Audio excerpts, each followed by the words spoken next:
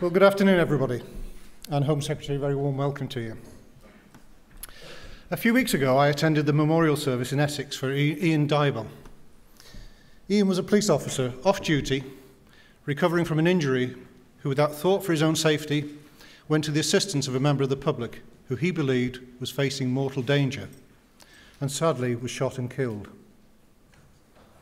Anyone at the service that day, and I was pleased, Home Secretary, that you were there to pay your own respects, will have appreciated the sense of loss, but also the sense of pride of Ian's family and colleagues.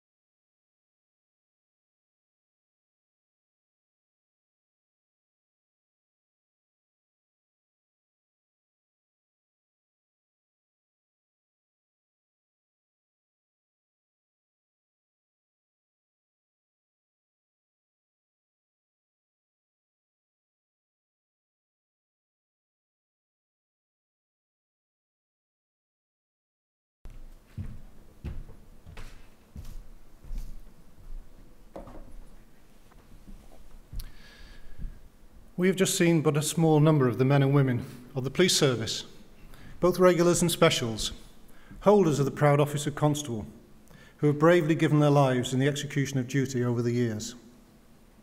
We should remember also the many others from across the service that many of you here today will have served with and will have known.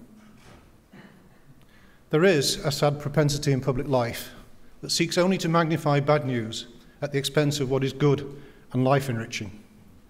Yet we should never forget the debt of gratitude that each and every one of us owes to Ian and to every single police officer, regardless of their rank or their role that they may be currently serving in. I sincerely hope that the courageous sacrifice of Constable Ian Dybel is properly recognised in due course. Much has been written and spoken about the relative merits of the front line in policing and the comparisons with the so-called middle and back office. It is a term that I have difficulty with. It is, in my view, divisive, and it sets officer against officer and police staff colleagues. The success of the joint enterprise that we know as policing relies largely upon the shared values and joint enterprise of everyone in the service. We are the blue team. We are the profession, the institution that is respected by the vast majority of people in this country and admired worldwide. It is as crown servants that we gain legitimacy. The office of constable enshrines integrity, impartiality, and the independence from the executive. It is the ultimate protection for the public from the abuse of power by the state. We are never off duty. We can't walk away, and it is that which makes us different. That is what Constable Dybel stood for and how he will be remembered. So you will understand, Home Secretary, why we in policing consider the office of constable to be special and so dear to our hearts.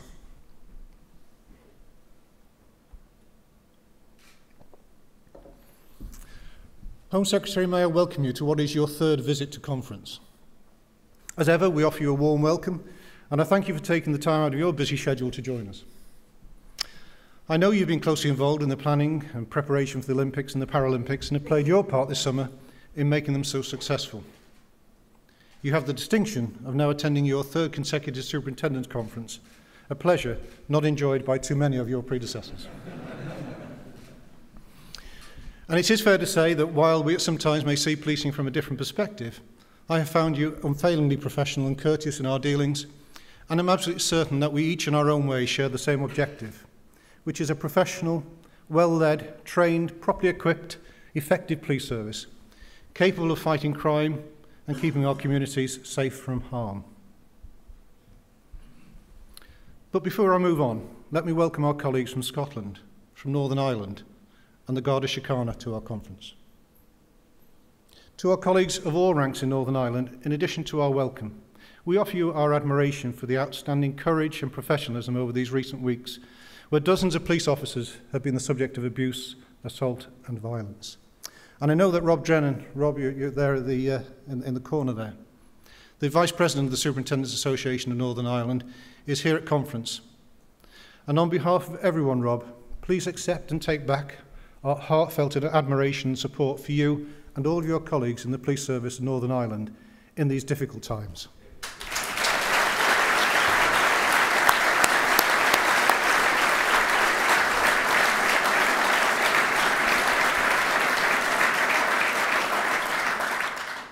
This afternoon, I want to briefly look at the lessons we can learn from the recent Olympic and Paralympic Games before setting out our position on the key issues, including the privatisation debate, the opportunities presented by the new College of Policing, and identify some of the things with which we support and welcome the government in their reform programme, whilst recognising that there are some things that we need to perhaps fix. And most importantly of all, I want to talk about how we can approach the future by forging a new relationship with government. But let me return firstly to the Olympics. During those 3 glorious weeks, we witnessed the nation coming together in a demonstration of all that is best in our nation. The amazing achievement of our athletes, the enthusiasm and energy of the volunteers, and the contribution of our colleagues from the military was magnificent. Nor should we forget our colleagues in the security services and other emergency services who contributed to the success and safety of the public and the competitors. But I want to say, if I may, to just pause and take us back to that day in 2005 when the news that we had won the bid for the Olympics, and we knew then that they were coming to London. The euphoria and excitement quickly turned to sadness and outrage the following day when the bombs exploded on the London bus and underground, killing 52 people and injuring countless more. From that moment on, the Metropolitan Police, supported by police forces across the country, were put on notice that they would be responsible for creating a safe place for the Games, whether in London, at the Olympic Park, or at many of the other venues and training locations, including the very hotel that we are in here today. The Olympic torch route would also place an incredible logistical and security challenge upon each and every police force in the country. So let me take this opportunity to place on record my appreciation for all of the police officers and police staff colleagues who played a part in the detailed, thorough and ultimately successful planning of the torch relay, the 2 Olympic events and the Queen's Jubilee celebrations. To the officers and their families who had their leave cancelled and the days off disrupted, and those who had to spend time away from home, and those who worked inordinately long hours, thank you. And in particular, I want to acknowledge the outstanding leadership of Assistant Commissioner Chris Allison, who became the public face of the police service as the national head of the police operation. We should remember, this was not a 3-week policing effort. It was a 7-year operation, successfully delivered by professionals, quietly, without delay, and with little publicity. Well done to each and every one who played a part. The public liked what they saw, and they appreciated what you achieved.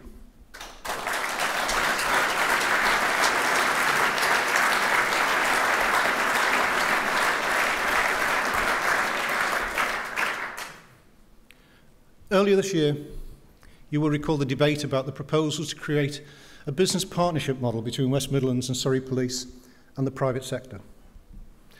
There is no doubt that there are many who are keen to see a greater private sector involvement in policing, partly to save money, but also based on a view that sees the private sector as being more efficient than the public sector. Within policing, there have been some who have seen this as an attack on the service, a threat to the office of constable, and accused those who champion the private sector of seeking to privatise the police. The truth as often is there to be found somewhere in the middle. In difficult economic times, it is inevitable that government should expect the police service to explore every possibility of delivering a good, strong service at the best possible value for money, and that must include the private sector.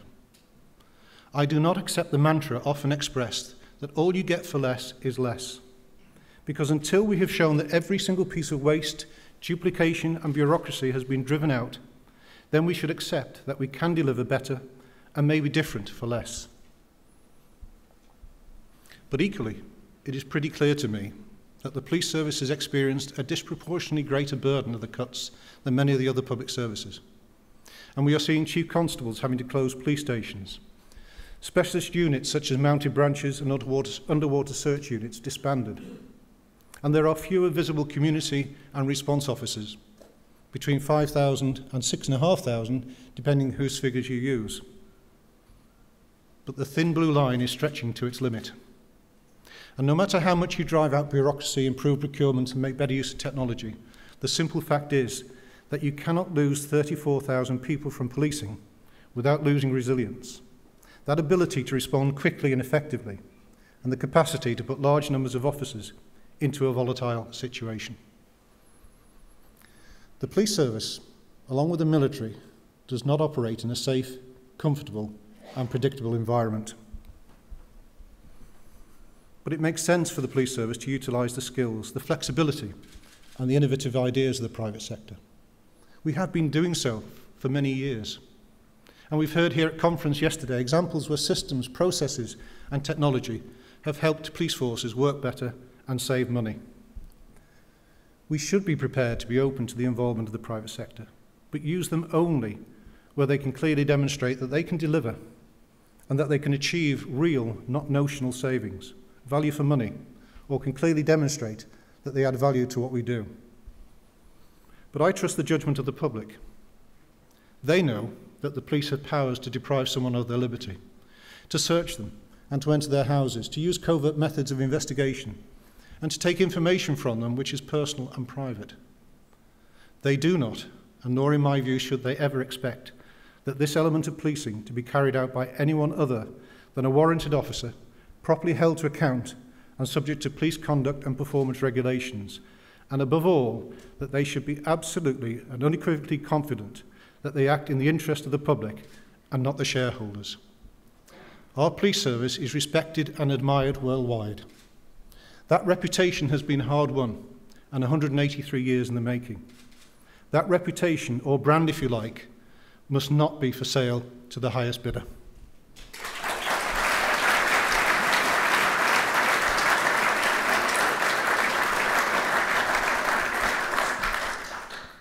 The forthcoming election of police and crime commissioners will promote wider public debate about the growth of the private sector in policing, which so far I think has been absent. And it will also provide the public scrutiny and guarantee transparency in any future contracts awarded to the private sector. The PCCs will have, in my view, a tremendous responsibility, and I do look forward to seeing them discharge those responsibilities sensibly, wisely, and in the best interest of the public and the police service we hold so dear. Home Secretary, I do welcome your support for your recent commitment to working with the Health Secretary and the police service to make sure that wherever it is needed, health professionals will be at long last available in police stations to ensure the proper treatment is accessible to people brought into custody who suffer from mental health conditions. Police stations are not the appropriate place to use as a place of safety for those suffering from mental health illness. I welcome also your commitment to provide an immediate and much needed cash grant to the police treatment centres in Harrogate and in Goring. These treatment centres are primarily funded by the subscriptions of police officers themselves and charitable donations, yet they help return injured police officers to duty quickly, which in turn saves the taxpayer money.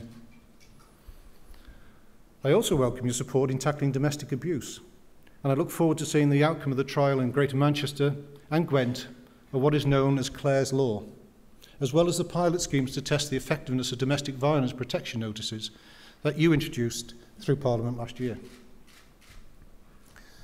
Home Secretary, you have already legislated to allow police officers to make the decision to offer a conditional caution, and we can already prosecute without the Crown Prosecution Service simple traffic offences like speeding, driving without insurance, or failing to produce a driving licence.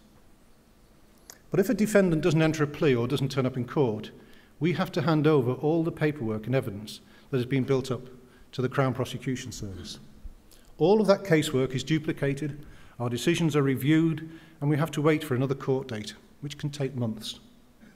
So I welcome your decision to give the police responsibility for prosecuting more of these cases, and the recent changes you have made to extend our power to prosecute traffic cases where the defendant doesn't enter a plea at court or doesn't turn up at court. And I welcome also, as part of the wider criminal justice reform, the government's decision to allow the police to prosecute a wider range of low-level offences. But I do look forward to hearing the details of how you will introduce this change and what offences it will apply to.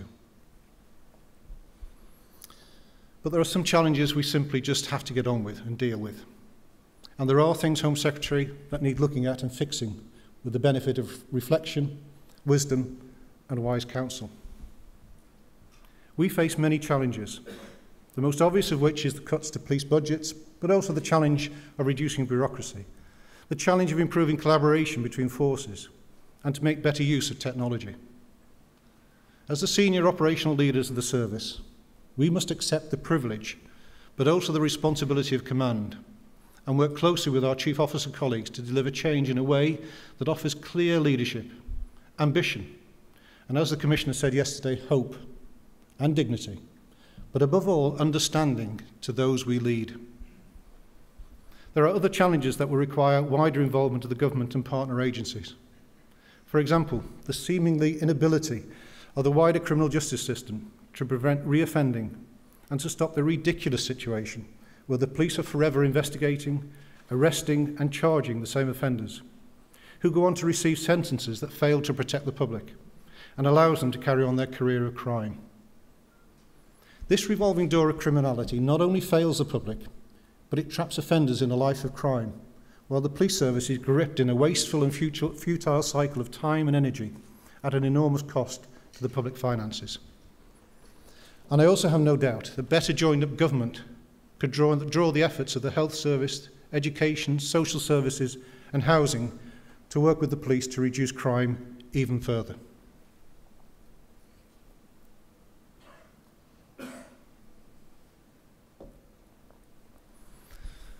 But there is, in my view, a situation developing where there is an erosion of the relationship between the police service and the government. The fundamental changes to the pay and conditions of police officers, on top of a 3-year pay freeze, means that all police officers face a real and immediate fall in income. Changes to pensions mean that all police officers are paying more for their pension and have been told that they will have to work longer but receive less. Thousands of police staff colleagues have lost their jobs. And we have seen the perversity of Regulation 819, where we have seen hundreds of experienced and professional police officers at the height of their careers being forcibly retired on reaching 30 years of service, some as young as 48 years of age, yet at the same time facing proposals to keep officers working until they are 60 years of age. This is so unnecessary, and it is a waste of talent and experience.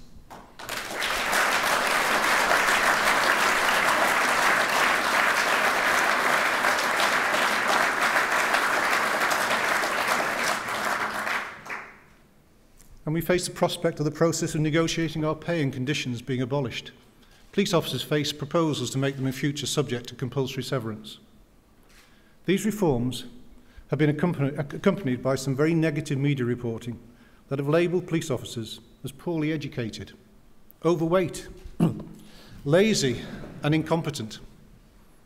At the height of the riots, questions were raised publicly, in my view unjustly, about the quality of police leadership. Yesterday, we heard from Kathleen O'Toole, a former American police chief, that not only inspired us, but gave us a very different view. But to the overwhelming majority of professional, proud, industrious, honest, intelligent and fit police officers, this has been a hugely wounding and demoralising period. Police officers do not join the service to become rich or highly paid. They do so from a sense of vocation to serve and protect their fellow citizens. In return, police officers expect their pay to be fair and a means by which to negotiate. A reasonable pension that reflects demands they face and the contributions they make.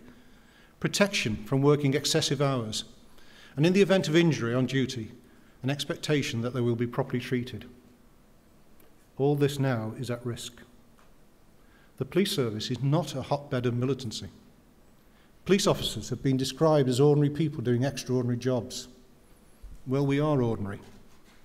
We pay our taxes. We are the quiet, uncomplaining, law-abiding people that I would have thought any government would wish to encourage and to motivate. Yet the reality is that police officers today feel under attack and unjustly criticised. They feel undervalued. Some are resentful. Many feel that they've been unfairly treated and that the service has endured a disproportionate burden of the cuts to public spending. Home Secretary, we cannot close our eyes to the situation we face. This is how many feel, and the consequence which we are seeing now is the loss of goodwill. The same goodwill where police officers are recalled to duty and work additional long hours, often without claiming reward. They readily accept last-minute changes to shifts to fill the gaps on the street, cancel leave and days off. The precise value of this goodwill is inestimable, but runs into hundreds of millions of pounds each year. And if we lose the tradition of goodwill built up over many, many years, it will be hard and difficult to recover it.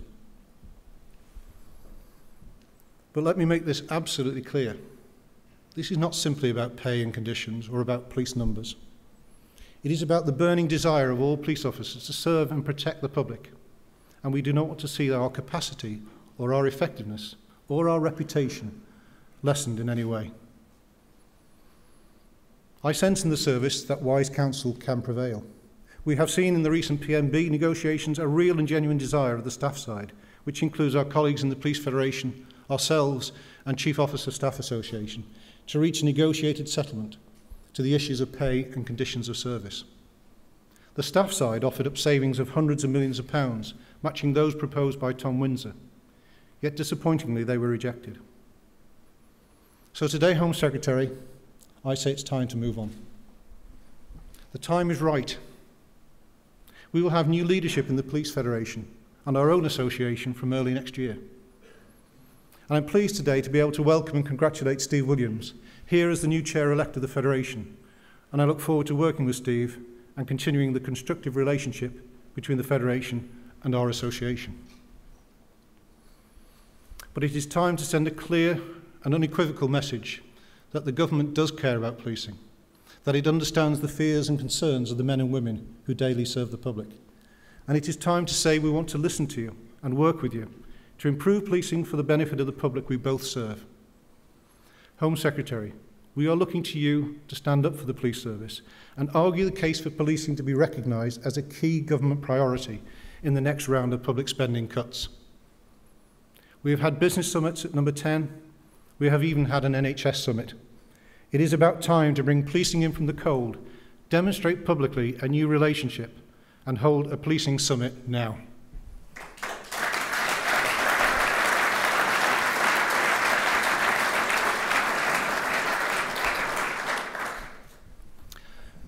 Although there are things that need fixing, and we can always do better, there is an amazingly solid foundation on which to build.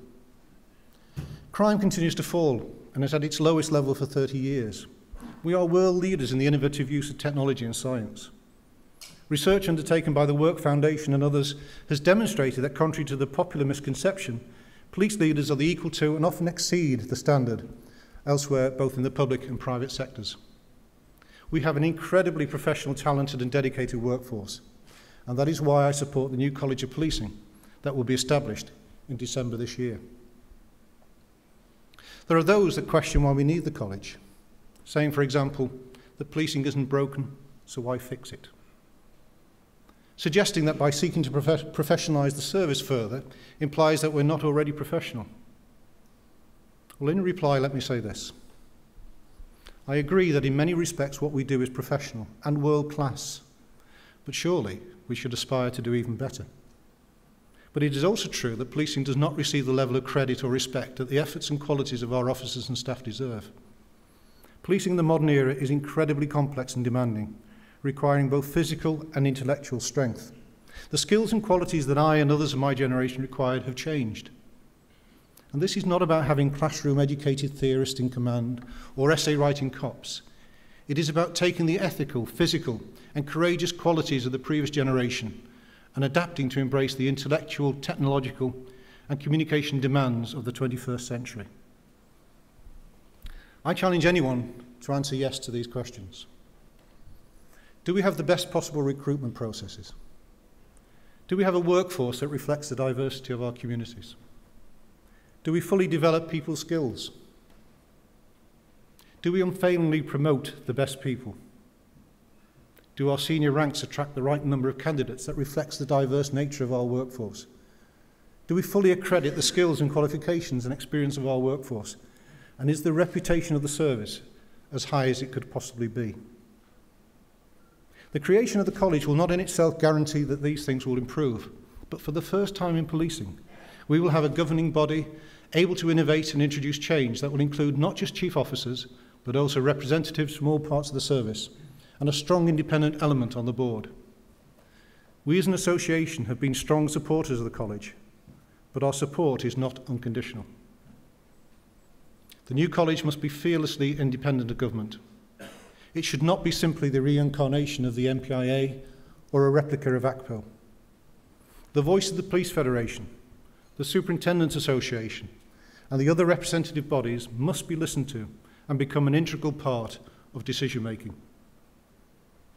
We have in this country the first ever modern police service, and many, including the Prime Minister and you, Home Secretary, have said publicly we have the best police service in the world, and we have world-class universities.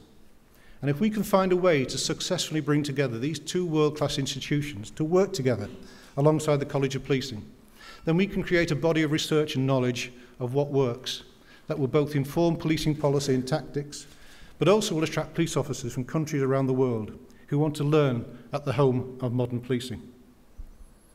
In years to come, I've no doubt that the College of Policing will be as established and respected as any of the other professional colleges in law, medicine, and in engineering. But we have some catching up to do. Modern policing was established in 1829, and we are still a relatively new profession. The Royal College of Physicians, for example, is over 400 years old. In my view, we should be proud to be around at the creation of such an institution and aspire in time to becoming the Royal College of Policing.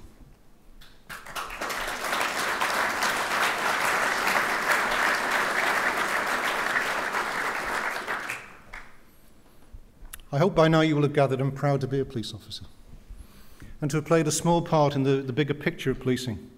And I thank you, the members, for your trust and support in allowing me the privilege of leading you and our association these last 3 years.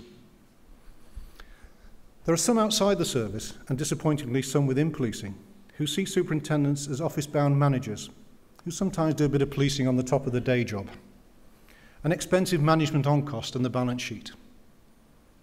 I know, and you know, the reality is different. We are senior operational leaders. Superintendents are a valuable part of policing, but our numbers continue to fall to critical levels in some forces. Yet at the same time, facing expanding spans of command, we're spread too thinly to be able to provide the visibility expected of them by chief officers and sought by the public and our workforce. I am confident that under the leadership of our President-elect, Irene Curtis, that we will continue to play our part in the successful future of the police service and to challenge chief officers and police and crime commissioners to value their senior leaders and to maintain an operationally resilient number of superintendents in their forces. But let me make this absolutely clear, that in those forces that do not discharge their legal obligations or their duty of care in relation to the resilience and working hours and conditions of our members, then we will hold chief constables and police and crime commissioners fully to account.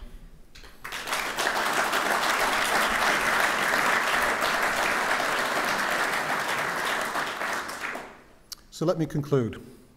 Looking to the future, I see nothing that suggests that policing will get any less complex or that demands for policing will reduce. And clearly, there is little prospect of a significant increase in funding for policing.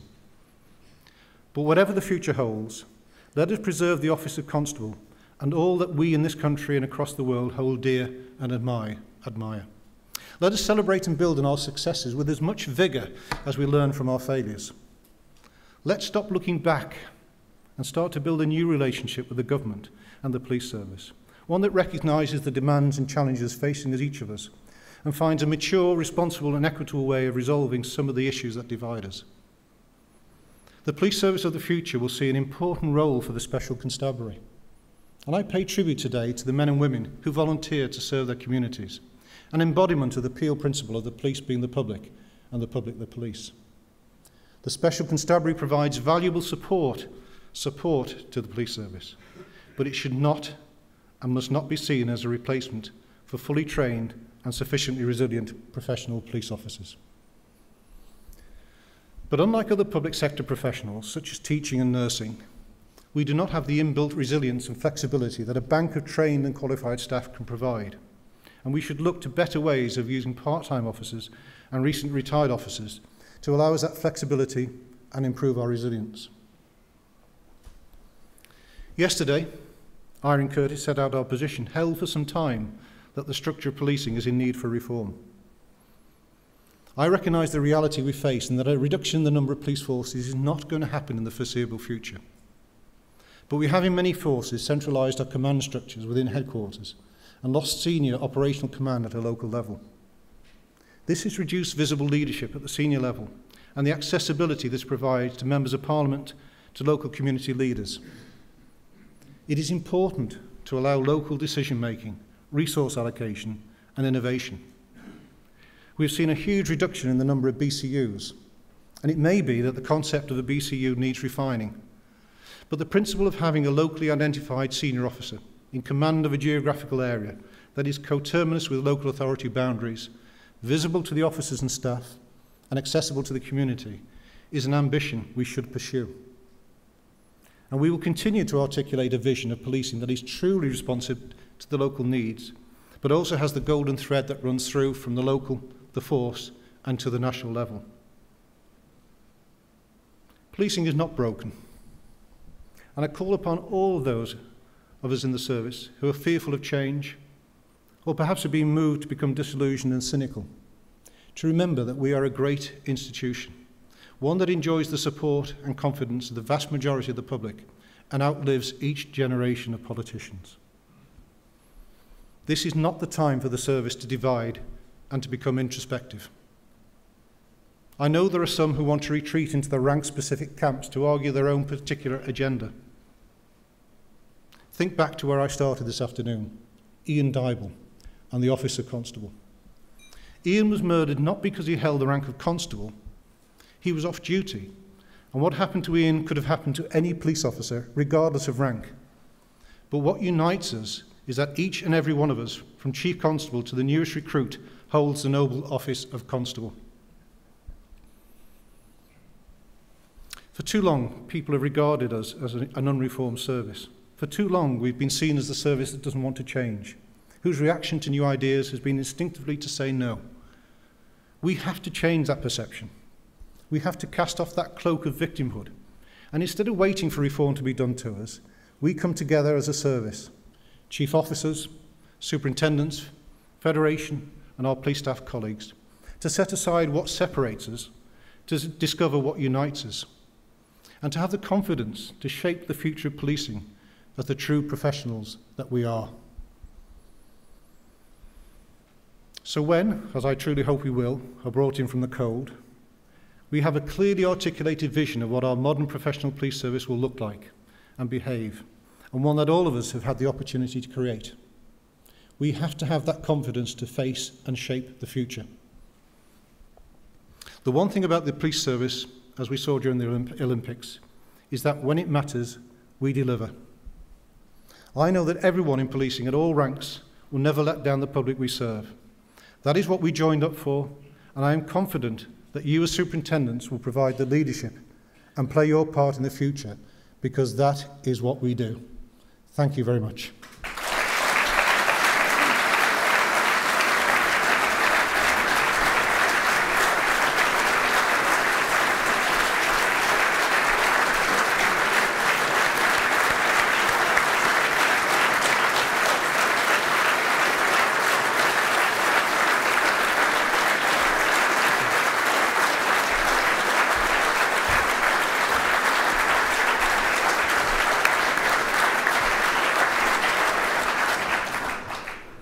The Home Secretary's response, ladies and gentlemen.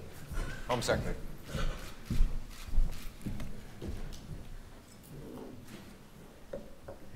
Thank you very much, Derek, and it is a great pleasure to be able to join you here, as you pointed out, at my third consecutive Superintendents Association conference. Much has happened since I last spoke to the Superintendents Association, but I would like to begin by mentioning one sad event in particular, which has already been referred to by Derek, and that is the death of PC Ian Dybell. As Derek has mentioned, I attended Constable Dybell's memorial service and paid my respects. This was a terrible loss. He gave his life to protect others with no thought of his own safety, and his memory and those of others who have lost their lives in the line of duty reminds us of what police officers can sacrifice. Coming before you once again, however, is also a chance to take stock of what has happened since I last addressed you a year ago. And when I was last at your conference, I was talking about the riots that rocked our cities. This year, we've seen the Olympics and Paralympics, a vision of people coming together peacefully across our nation, 2 summers that could not have been more different. But some things have remained the same. The professionalism and dedication of the police, the leadership and self-sacrifice shown by you and your officers, and my continuing admiration for the work that you do.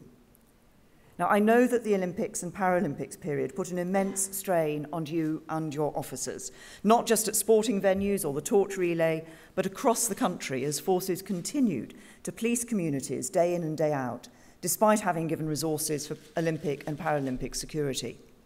And I know that as a result, many officers have not enjoyed a summer holiday this year. Officers have had leave cancelled, worked double shifts, had to stay away from family and home.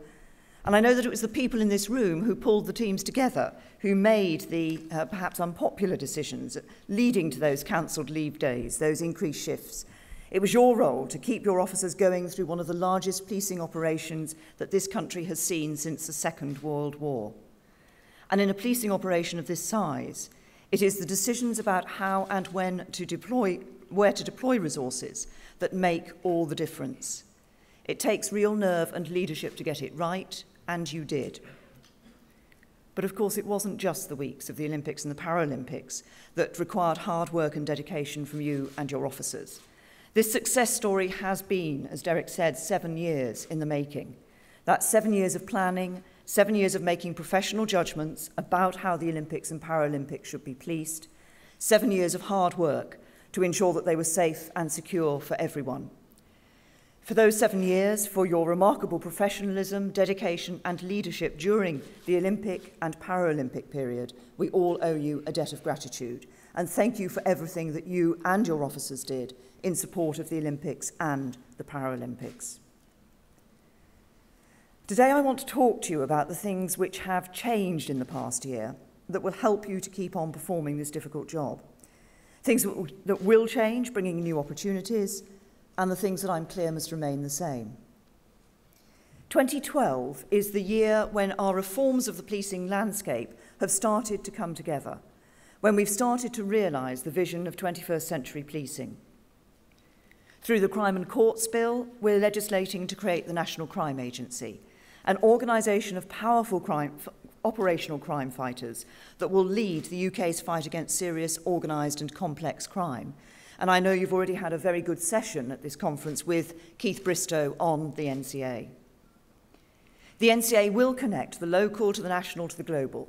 Neighbourhood policing will be connected to national agencies, and these in turn will feed into action overseas to fight serious and organised crime. And we've already published the Strategic Policing Requirement, which sets out the most important national threats to which PCCs and chief constables must have regard, helping them to work effectively with the NCA. The threats which the SPR covers require a response that is rooted in local policing, with local forces playing their part in the regional and the national. This is about setting a clear framework for policing. It's not about the Home Office interfering with the way the police tackle threats. It's not for me to say how operations are run, how neighbourhoods are policed, or how crime is cut. That's your job as the operational leaders of the police. My role is to make sure you have the skills, the tools, the opportunities to do the job that you know best how to do, not some politician in Westminster. That's why we've also reformed Her Majesty's Inspectorate of Constabulary, so it is now more accountable to the public and less answerable to Whitehall. The Inspectorate will continue to inspect in the public interest, but will now operate on a risk-based approach. It has been given new powers of scrutiny, and it is now directly accountable to Parliament rather than to the Home Office. And this year we also saw the appointment of a new Chief Inspector of Constabulary, Tom Windsor, who has promised to be fiercely independent and has a track record of being just that. All of these changes add up to an inspectorate which is more robustly independent, both of central government and the police. An inspectorate that will help to ensure that you and your officers are answerable to the communities that you serve and not to Whitehall. But the biggest single change to policing structures comes in a little over 2 months, on the 15th of November, when the public outside of London will select their first police and crime commissioners in England and Wales. This will be the change that puts the local back into local policing. PCCs will set the policing plan and strategic priorities for policing in their force area, guided by the views of voters. They will hold chief constables for account for cutting crime and delivering the policing plan. They will have the power to appoint the chief constable and, if necessary, to dismiss them. And they will be responsible for setting the police budget, so they will want to set clear priorities for police spending. But let me be clear, the operations of the police will not be politicised. Who is arrested and how investigations work will not become political decisions. PCCs will not manage the forces that they govern, and they will recognise that the only way of making a police force effective is by letting the professionals do their job, letting you do your job. Now, while this change is going on, some things will remain the same, of course. We will still rely on the dedication, professionalism and bravery of officers to keep the peace. They will still be independent, impartial and accountable to the law for their actions, and the Office of Constable will remain the bedrock of British policing. Now, in your speech, Derek, you made a clear distinction between the roles which an officer must perform and the role which the private sector can perform. I agree with you, and I welcome your comments around the important part that the private sector can play in pursuing value for money through freeing warranted officers for frontline roles. But let me be clear, the crime fighters will remain police officers. The public will always see police officers and police community support officers patrolling their neighbourhoods, and policing will remain a public service accountable to the people and carried out by consent. Now, throughout our programme of reform, we've had one clear aim: to help police officers to cut crime. Without you and your colleagues, there is no police reform strategy. But this isn't about making you do something. It's about empowering you and your officers to do the job that you signed up to do. It's about allowing you the time to chase criminals rather than chase targets. It's about ensuring that you and your officers have and can build upon the professional skills you need to police demonstrations, neighbourhood, firearms incidents, or whatever else might come your way. And it is about ensuring that the right systems are in place to fairly reward the skills and hard work that I know you and your officers put in. And that's why the changes to the landscape are being accompanied by changes to pay and conditions. If Tom Windsor's proposals are taken forward, then police forces of the future will be more welcoming of outside experience, more flexible in their efforts to cut crime, more proactive in their pursuit of a fit workforce, and more focused on recognising professional skills.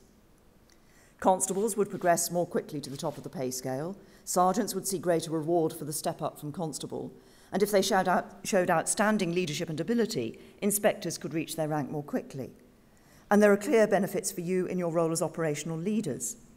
A more robust performance and award system would allow you to send strong messages about the standards and behaviour that you expect under your command. A fitter workforce with clear incentives and support for those on restricted duties to return to full duties would mean a more flexible and deployable force, giving greater say in how you use your officers. Now, I believe these sort of reforms are in the long-term interests of policing, and would change it for the better. But all these changes are, of course, currently being considered by the police negotiating machinery, and I will consider the recommendations that come out of that machinery carefully. Now, last week you will have seen that following discussion in the police negotiating machinery, I also announced a core design for a new police pension scheme. This is a good deal that delivers a fair outcome on police pensions reform. Police officers will be able to retire at 60, which is considerably earlier than most others in the public services, reflecting the unique characteristics of police work. The new scheme will also include flexibility, so that officers can choose to retire as young as 55 without affecting the overall value of the pension that they have built up in the scheme. The pension you've already built up in the existing schemes will be protected, and there will be valuable arrangements in place to recognise the fact that members of the older police pension scheme would have built up their pension more quickly towards the end of their career. Officers aged 45 or over will see no change at all to their pension. Neither will officers aged 38 or over who are fewer than 10 years from full pension in the old scheme. And arrangements are in place so that those who fall within 4 years of these boundaries will see some benefit, with the benefit increasing for those closer to the boundaries. The bottom line is that the deal ensures that police officers have access to affordable and sustainable pensions in the future, which are among the best available. You will also see that in the autumn we will be launching a consultation on direct entry at superintendent level. And I know that this is something that we disagree on, but my position hasn't changed. I believe it will bring a greater diversity of backgrounds and experience to forces. It's not just about more women police leaders or more senior officers from ethnic minorities. It's about those who've gained broader experience and new perspective in fields like the wider public sector and business. And we've discussed this in the past, and I know we will continue to talk about it in the future, and I will listen to obviously the views that you express. And that's why I would encourage you to respond to the consultation, though I suspect you may not need much encouragement to respond to the consultation. Now, in your speech, Derek, you said that many police officers do not feel that they are being listened to enough, and you called for a renewed relationship between government and the police. I welcome greater engagement, greater collaboration. We may not always agree, but I want to listen to what you and your officers have to say, and I want you to feel that you have a stake in the future, because you have. We are looking at ways in which we can ensure input from officers of all ranks on a whole range of issues. And I too am happy to congratulate the new chair-elect of the Police Federation, Steve Williams, and I look forward to working with him in the future. And I would also like to take this opportunity to thank you, Derek, for your support and challenge over the past 3 years in your role as President, and I look forward to working with your President-elect, Irene Curtis, in the future. As you'll also know, my ministerial team has seen some changes, and I would like to pay tribute to the drive, the hard work and the intellectual rigour that Nick Herbert has offered up in support of policing over the last 2.5 years. He's been a leading figure in the move towards police and crime commissioners and the College of Policing. And I'd also like to welcome Damien Green as the new Minister for Policing and Criminal Justice. He brings a wealth of experience from his former position as Immigration Minister and has already hit the ground running, and he's addressing you tomorrow, and I know you're going to be interested in to hear what he has to say. Now, I was interested to hear, Derek, your thoughts on building on and properly recognising the professionalism of the police, and I hope that this can form part of our dialogue in the future. Of course, strengthening professionalism is not all about terms and conditions or what experience your career brings. It's also about the culture of an organisation. And the Home Office of the past had knee-jerk reactions to police conduct and culture. The Home Office of the future will know that police conduct and culture is not a matter for politicians or Whitehall mandarins, but for the operational leaders of forces. With a modern workforce system for your officers, with clear lines of accountability in the policing landscape, you will be free to cut crime based on your professional judgment of what works best. The superintending ranks perform a truly strategic role for policing. Your work, whether in command of a locality or a policing specialisation, impacts on crime across whole towns and neighbourhoods over months and years. And the temptation in the past has been to turn this daunting task into a series of performance measures, as if any two of your jobs were the same. But real leadership and being trusted as a leader means finding a strategy to cut crime that fits your local area, because that really is the only measure, cutting crime. And cutting crime isn't just about the number of arrests which are made, the number of incidents responded to, or the number of successful prosecutions. I'm clear that it means a range of activity. And in a recent conversation with Sir Dennis O'Connor, I was struck by his account of a conversation with some officers in which they said that they did not consider intervening in domestic disputes to stop them escalating as part of cutting crime. Well, let me be clear. Some domestic disputes are crime, all incidents of domestic violence are crime, early intervention is crime fighting, preventing crime is part of cutting crime. And I think for too long, perhaps for too many people, they've seen crime as, in some sense, a strict Home Office definition of recorded crime. When I talk about fighting crime, I don't mean a narrow category of activity. Cutting crime means catching criminals, but it also means preventing crime. Preventing crime means intervening early in domestic disputes to prevent escalation. It means supporting the vulnerable person who could become a victim of crime. It means tackling antisocial behaviour. It means providing effective public order policing. As the Commissioner of the Met said, as long as it's legal, it's ethical, and it works to cut crime, then you should consider doing it. But the point is, how you realise the aim of cutting crime is up to you. In this new world, free from central government targets, your voice counts for more, because it's you who set the priorities, it's you who set the values and the standards, and it's you who make sure that your officers adhere to them. You can't be expected to do this on your own, of course. You can't be with every officer in every situation where they should be challenged or praised. But you can be responsible for making sure that the inspectors and sergeants beneath you know what your priorities are and how you expect them to be achieved. What and who you choose to reward or hold to account will send a strong message to your officers, to your superiors, and to the communities which you police. And my challenge to you is, what needs to change under your command and what needs to stay the same? And I trust you to set the standards that matter. Now, to help with this, I've said in the past that we will be relentless and unyielding in our fight against police bureaucracy, that we will push to free officer time to fight crime, and that commitment remains. We've made changes that, if they were fully implemented by every force in England and Wales, could save up to 4.5 million police hours every year, the equivalent of getting over 2,100 officers away from paperwork and back on the street.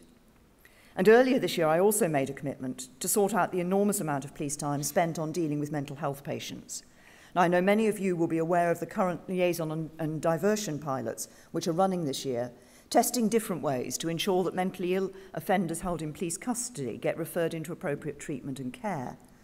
But it's not just about police custody. The police are all too often having to respond to incidents or cries for help related to people with mental health issues. And to change this, I'm working with the Health Secretary on the basis of my conversations with your chiefs to establish what needs to be done to stop the police being the first port of call simply because you offer a reliable out-of-hours service that other providers may not. When I spoke in May at the Police Federation conference, I also announced our plans to simplify and extend the processes for police-led prosecutions in order to reduce bureaucracy and ensure swifter justice. And since that announcement, we have passed secondary legislation to enable the police to prosecute an extra 150,000 cases through to completion by giving them the power to continue to prosecute where a defendant does not turn up in court or pleads exceptional hardship. And we have also worked closely with forces and their partners to develop a best practice model for police-led prosecutions and begun pathfinders in 8 areas in August of this year. And we will go even further with the use of police-led prosecutions, and I hope to be able to make an announcement on this later this month. All of these changes mean that there will be more time for you and your officers to fulfil your priorities in the pursuit of cutting crime. It doesn't mean that you should be idle in your own attempts to reduce bureaucracy, of course, and the challenge that I set you last year to cut your officers' bureaucracy remains. And I know that the step up to superintendent is a big one, that with greater freedom comes greater responsibility, and that setting a strategy for cutting crime, while at the same time also cutting bureaucracy and promoting standards, can seem daunting. Not only are you asked to be a leader, but you're responsible for setting the strategy. Not only are you asked to deal with a whole new set of partners, but you're responsible for controlling the finances. It's a lot to take on board. And amongst all this, you mustn't lose touch with the nuts and bolts of policing, with how things are managed in your division. That's one of the reasons why I was pleased to be able to announce the new College of Policing earlier this year, which will eventually be established in statute. The college will have a powerful mandate to enable forces to implement the first-class national standards it sets for training, development, skills and qualifications.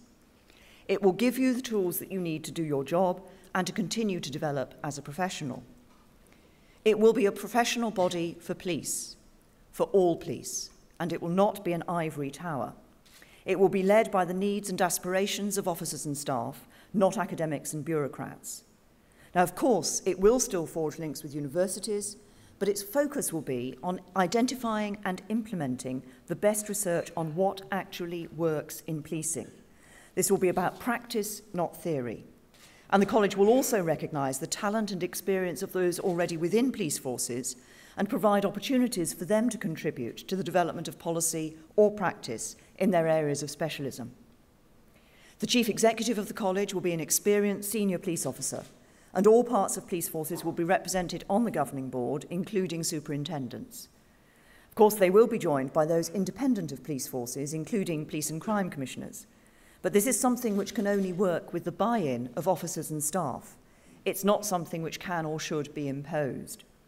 So I'm grateful for the input, the advice, the support and the challenge that the Superintendents Association have offered and continue to offer as we set up the College of Policing.